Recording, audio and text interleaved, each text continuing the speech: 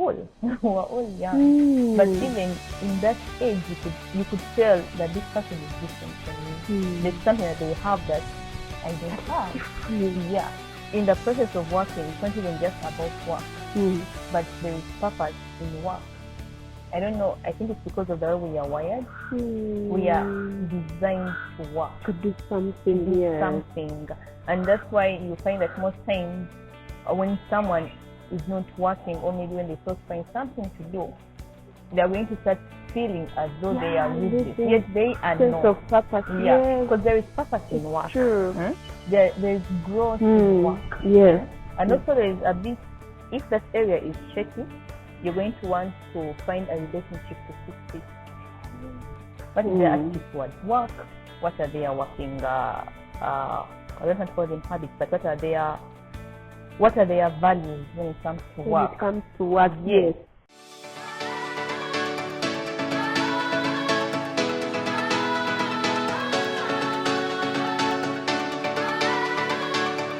Hello everyone, thank you so much for joining me once again on God's Own YouTube channel. I'm your host, Maureen Hilda. And yes, as in the beginning, we are looking at a number of topics and we are having honest conversations concerning relationships. Yeah, maybe for our single friends, for our Christian friends. And our goal is to nurture and inspire you to do relationships God's way. Yes, so if that is your kind of content, please subscribe. Hit that button right there on your screen.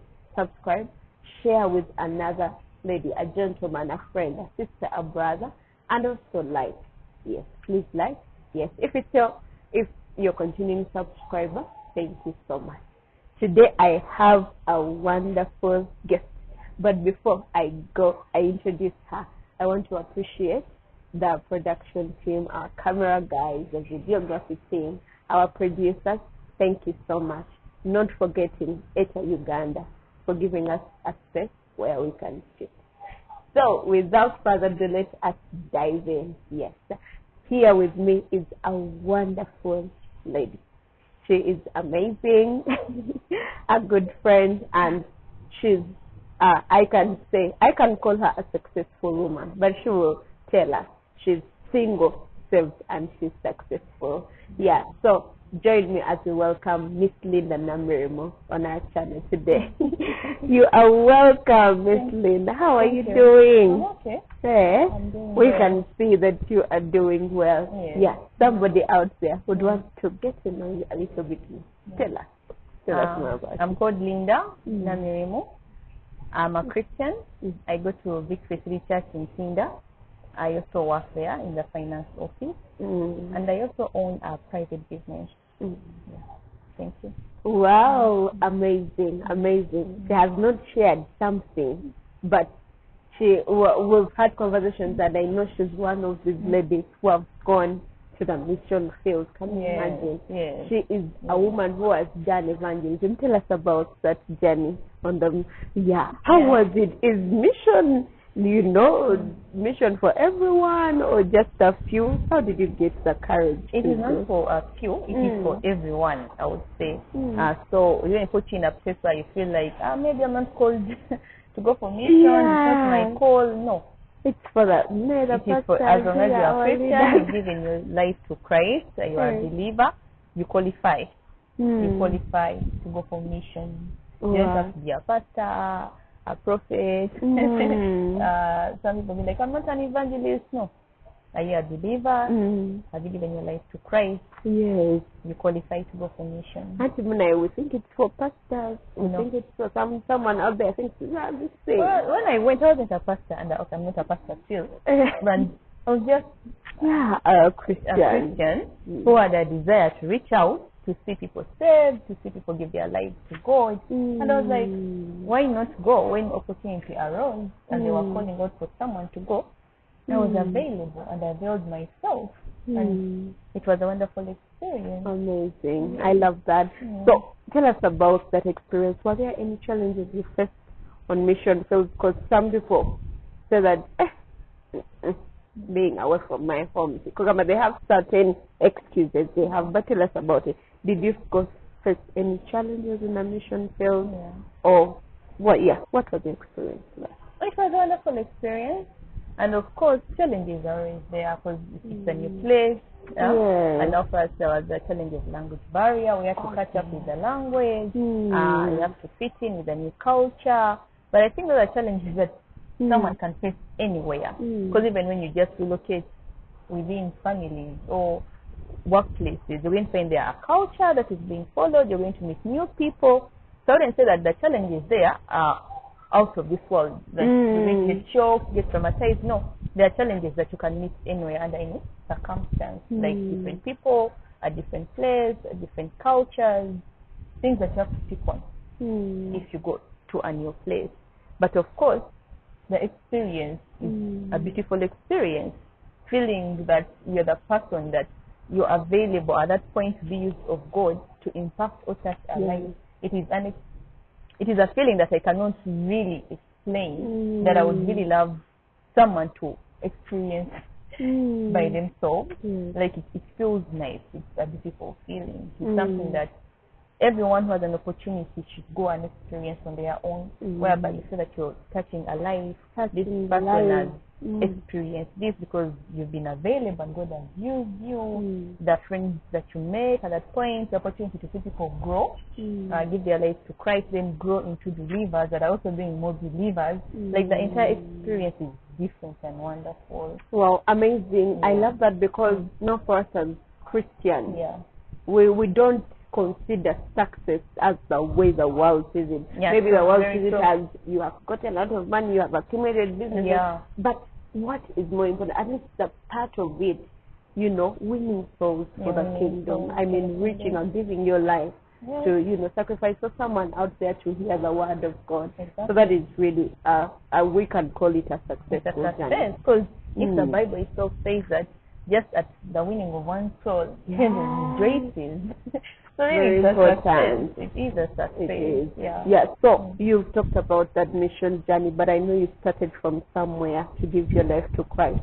Tell us about when did you give your life to Christ and when did you get serious in the things of God? Yeah. Growing up, I grew up, my parents were Protestant. I used to go to a Protestant church. So that was a journey, you go to church, you make friends and all that. But I think the turnaround point in my life was when I was in my Form 3, Senior 3. Way back from Senior 2, okay, let me go it a little back. We had a girl in our class, she was called Edith. Edith Nabosa. She was different. She stood out. Like there was something unique about her. She was so calm. She was composed. It's like she had everything going well. And there's something about her that could draw you.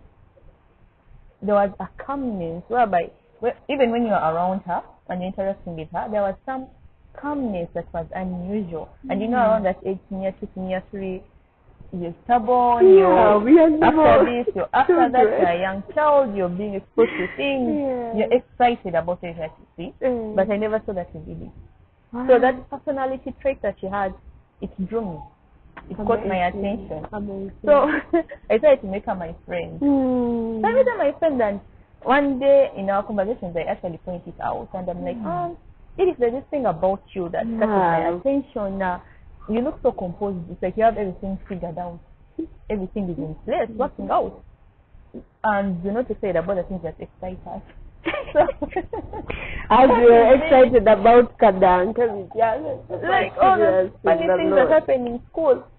So I tell her, what is this with you? What is different with you? Like, we are eating, we're in the same class, we're in the same school, we're eating the same food, but why are you different? So she tells me, she's a born again. I'm like, born again? So she, cut a long story short, she explains more about it. And she told me that you can actually also do this. Like, you can get what you have admired about me. Wow.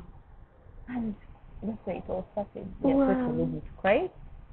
And the journey started from there. Of being serious with the Lord. Yeah. It's very amazing, I love the fact that she's a young person can.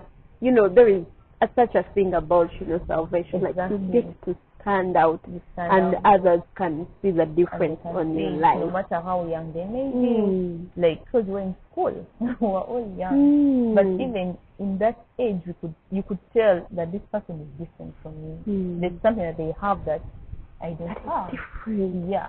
Yes. And I think that is very important for any single person out there, because as we are getting on this journey, to get married, we shall get into a conversation later. We need to be working on our characters, making sure that at least your life is an example to someone else, that they can be inspired. All right. So with our topic today, which is single, saved, and successful, I would want to touch a bit of the success bit. Yeah. What is that, can I say, the greatest accomplishment you feel you have accomplished at this point? Well, I may say that at this point, I wouldn't say that it is the greatest, but at least I feel like it is something that I can hold on to. First and foremost, that is my relationship with God. Yeah, that one, I feel like, okay, this is an achievement. Like, God has kept me, God has preserved me. And then my work, I'm able to do my work because it is important. Like, are you able to do your work? Are you able to do what you are hired to do? So me feeling that I'm able to do what I was hired to do, and as God enables me even more, I feel it's an achievement. And then also I feel it's an achievement the fact that I'm able to also keep my private business running. So it is alive, it is still working. So I feel like, okay, I'm on the right track. I'm on the right track. Well, I love that. I love that because, you know, sometimes, as especially just the single lady, sometimes I feel like, okay, is there a need for me to ask? Maybe when I get married, my husband will, you know, bring in the money and what. Yeah, why do you think it's important for us as singles to have that need to work? Is it even important for us to work? Yes, it is.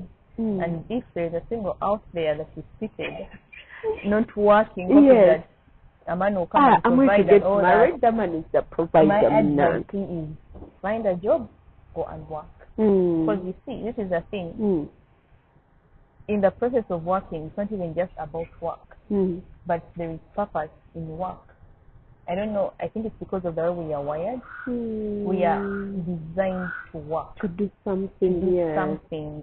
And that's why you find that most times when someone is not working, or maybe when they start to find something to do, they are going to start feeling as though they are useless. Yet they are sense not. Of purpose. Because there is purpose in work. True. There is growth in work. And also there is a bit whereby, okay, if you are working and you're also able to support someone, that also says a lot.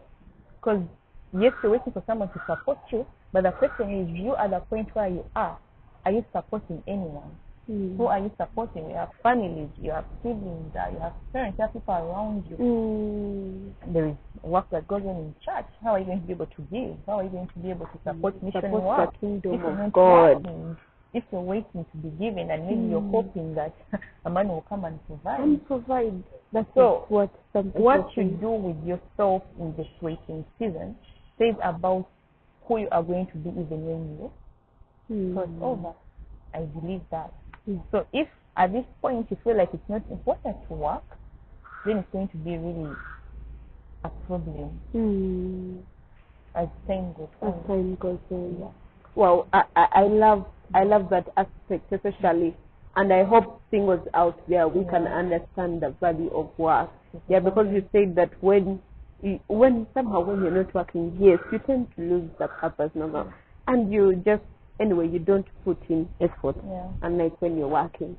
So, as a single person in this waiting season, maybe I want to find out. Because some people can say, but you're a single person, who are you working for? But I think you stressed it out to support the kingdom of God, the work of God, but to also, support yourself in one or another, maybe even your family and all that. Yes. So, in this waiting season, because I know very many of us probably when we were growing up, we had a certain, we knew that, by this time I should be married by this time. But when the period gets a little bit longer, how are we able to wait? How are we able to wait the right way? So, Miss Linda, tell us how is this waiting season going on? Is it a bit challenging? How are you able to go through this season when you're adding value to yourself? You're not feeling like, you're not at the place of desperation and all these things. How are you able to go through this season anyway? Well, personally, the thing that usually helps me, not even usually, the thing that has helped me so much, because in my head, I'm like, the world is not ending tomorrow. Right? There's still a lot to do. There's still a lot to do. Yes. There's still a lot of skills that I'm still trying to learn. There are still a lot of things that I'm trying to learn also concerning my work. Like, it's like YouTube has put us in a place where they are always availing something new concerning us that you do. And you cannot afford to stay back. So there is a lot to learn. You cannot afford to be the employee that is at the same level, year 1, year 2, year 3. So at some point you get so busy trying to equip yourself, trying to also equip yourself with other skills, trying to make sure that even mentally you are healthy. So all that is going on, most times personally, the last thing that comes to my mind is, where is the man? Where is he coming from? Unless it only comes when someone asks me. Mind, I'm like, wait a minute. But also, even when someone asks, in my mind, I'm looking at them and trying to evaluate, is it a concern? Is it it is so bad. Are they just thinking that maybe I'm just hiding? So all those things come in play. But usually, because I know, according to our social culture, it's a huge problem. It is. Because the way our culture, the way our culture is designed, it is known that as soon as you get done with school, you should be getting married. Like, you should show up with someone on the graduation day. And the next thing is I have a friend. The next thing should on the graduation day, where you invite your friends, they come to celebrate with you the party, you sit with them at the high table, and the parents kept asking them, because she didn't invite only girls, but she also invited guys. So the mother kept asking her, the guys, which one is which one is our son? Which one is our son? So like, that's what's happening. And all of us, like, we just kept laughing, but the mother was serious, like, of the James. Who? So that's how it is. Because it's natural. That's like, the next as soon as we're done with school, we should be getting married. And sometimes it is so bad that also when you go to the rural areas, as soon as a child turns 20, they are being wedded, or they are betrothed into someone. So I think sometimes the social pressure is the one that usually makes people uncomfortable. But mostly when we talk to most single people, especially those that are that have careers and those that maybe have businesses and they are busy, you find that most times when you're having conversations with them, it is the last thing that comes in. Because you're busy doing different things. You're excited about each other's achievements. What are you doing? What school do you know that I don't know? When are you teaching me? Let us make a program. When should we meet up? So by the time this comes in, maybe someone pops it out, and at least, there are things that are keeping you busy. At least you're not at that place of desperation. You've talked about the pressure, and the pressure is real. That one is real. The Sengas are asking, the Kujas are asking, the parents are asking. They're like, what's happening? And now to add on, even now your fellow church members begin telling you, what's happening? Somehow also the pressure of maybe seeing your other friends getting wedded and what. If it finds you when you really haven't made up your mind about certain decisions, it can easily take you off. It can easily take you off. So how have you managed to remain stable in this waiting season? Because someone out there could be struggling, and how would you encourage singles out there to remain focused and I think the first thing I would like to encourage them, their relationship with God is key. And I've noticed, I've come to realize that if that area is shaky, you're going to want to find a relationship to fix it. It's Sure. You're going to try to find a relationship to fix it, because you're going to want to find, because there is a love that you get from God that if you're not careful, you can mistakenly think that you can get it from someone the else. opposite sex. Right. Because if you find out that most times people even go into these relationships hoping that this person is going to try to fulfill a certain desire to that complete they have, them. which doesn't happen. Which doesn't happen. Yes. So first and foremost, my relationship with God has helped me keep at that place whereby very important. I know that even if someone comes in, they're not coming to fill a gap. No, they're not coming to fill a gap, or I'm not going to fill a gap, hopefully, for someone else. Yes. Because what I want or what I feel I need, for now I feel fulfilled in God. And if another person comes, maybe it will just be for companionship, but not to feel what I don't have. So the gap right here, 50-50, try to become a whole. No. You be a whole person and the other person whole, then you. Exactly. And another thing that has helped me is I've kept so much accountable, and I've kept a circle of friends that encourage me. Like, cause, of course, if you have friends, they know that this is a common pressure that probably we are all facing and all that. So sometimes if you decide to lock yourself away and try to shut yourself away, you're going to die with all these pressures alone. But then if you have someone that you can talk to and tell them, this question popped up as I was talking to this person, and this is how it made me feel. Or you tell them, this is what is going on at home, and this is how it makes me feel. Someone you can talk to, someone you can be accountable to, and tell them what's going on in your life, and they can speak life. And then if it's going to be someone you're accountable to, then it should be someone that is, I would say, more mature than you are. More mature, because they've been there, they know it, and they wouldn't maybe agree with what you've come to, like, they are right, what are you doing? They will not just side with you. But someone who speaks into your life and says, you know what, there is the right time, like, the time will come, but as for now, focus on this. But if you're not careful, it can take you off.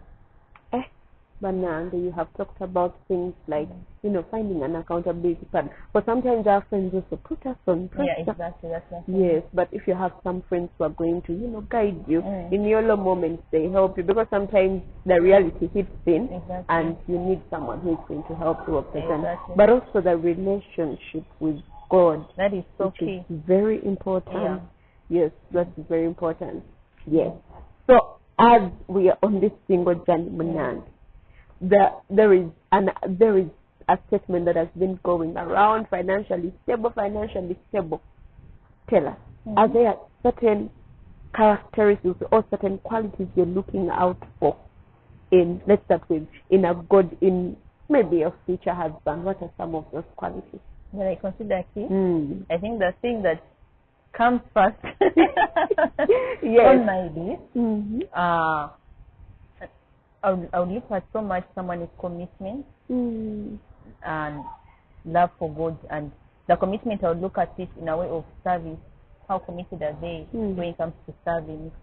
And because there are some things that really you may not get to know about this person, but there are things that you can tell from a distance. And the number one thing is their relationship with God. How are they? What is their commitment in service? What is their commitment in church work? What is their commitment in the area of? Because most times we always want to be at a point whereby, this tricky place where you're serving, but this person is a church goer.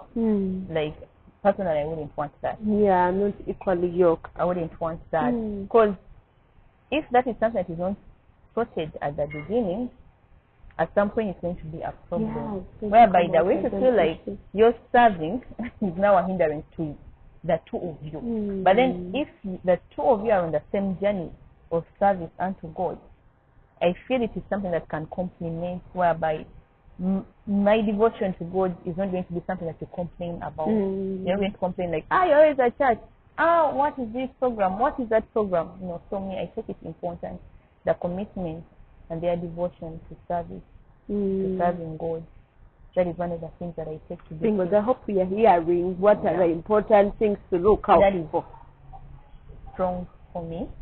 Yeah, that is one thing that I'll look at first before this other financial things come into play. Yeah. Kathy, financially stable. What do you say about that? I see it's not on the top of your list, but we have people who say that, I want a financially stable man. I don't know if there are men who say, I want a financially stable woman. Maybe they need to be also inquired. But what do you think about that? Is it true? Is it not? It is important that this guy should be working. But I don't know what someone calls financially stable. I don't know what someone calls financially stable. But me, I feel this person should be working and should be having the same job. Because otherwise, how is it bills and all that? But they should be working. What is their attitude towards work? What is their attitude towards work? What are their working? I don't want to call them habits, but what are their values when it comes to work? When it comes to work, yes. Because I don't want to find them at a place. Because financially stable is a tricky question. It's a tricky question. Because according to the girls I've had talking, when you talk of financially stable, what just comes in the mind? He has a big house, he's driving. Going to come and pick me in a Range Rover. So that's what may be financially stable for some people, but that's not financially stable for me personally. Because with my experience with work, if someone has the right values and they are working, it's easy to build anything that they want to do and it's easy for them to achieve. Because all these things that we look at, the cars, the houses, anyone can access those things as long as they are working and they have good saving habits. Because there's also working when someone has but they don't money habits. They can't handle the money. But if someone has a job, they are working and they're able to manage the money, I feel that person is on the right track. They save. It's very important. Because you may have a house you're driving, but you're not saving. Well, I don't think. Because your attitude towards money is not already is what I would look at financially.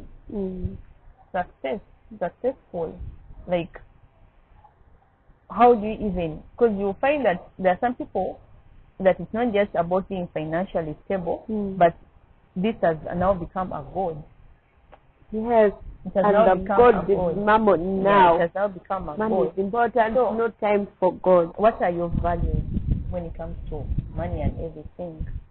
But of course, I wouldn't ignore the fact that this person shouldn't be working, or they should be working. And they should have a good attitude towards work, and they should have good values.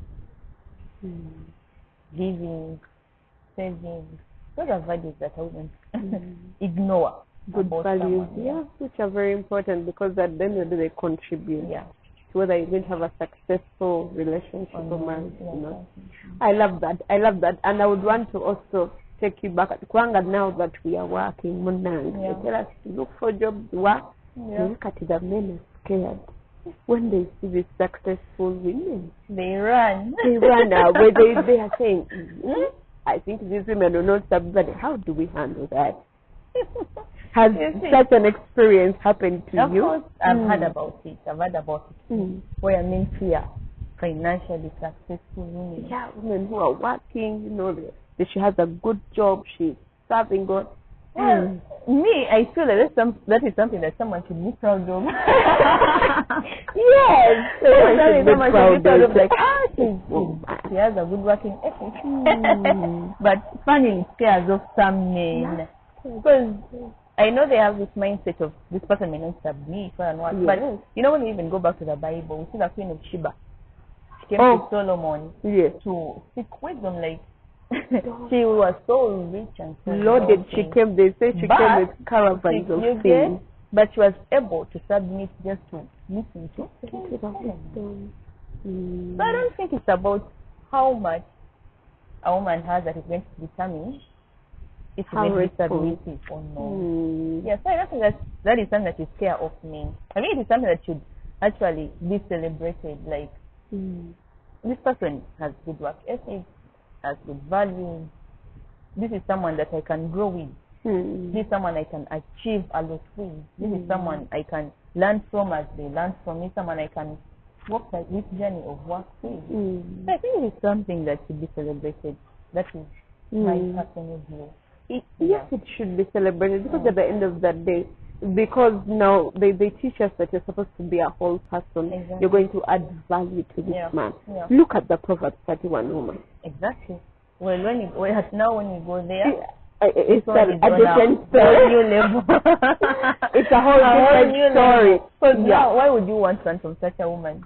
No. That one whose husband is praised at the city gate.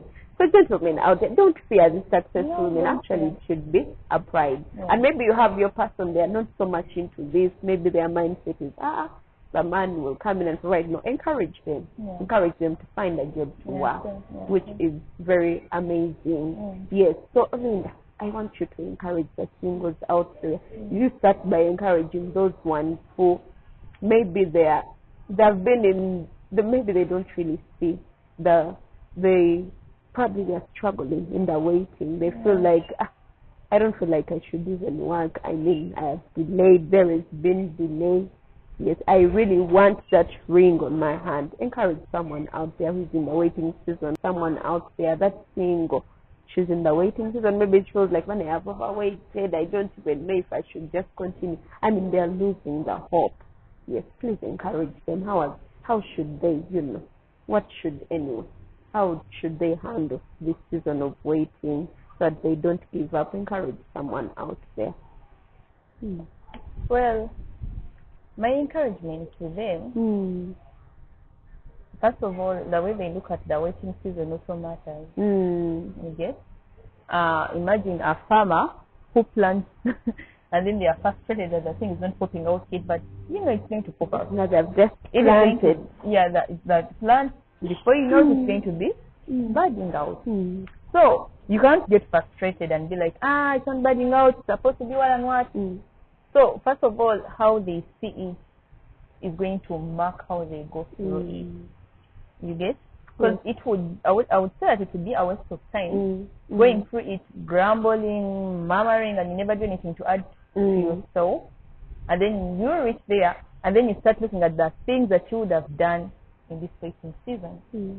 There are lots of things to do. Like there is a skill that you can learn that probably will be of benefit when you cross over. There are lots of skills.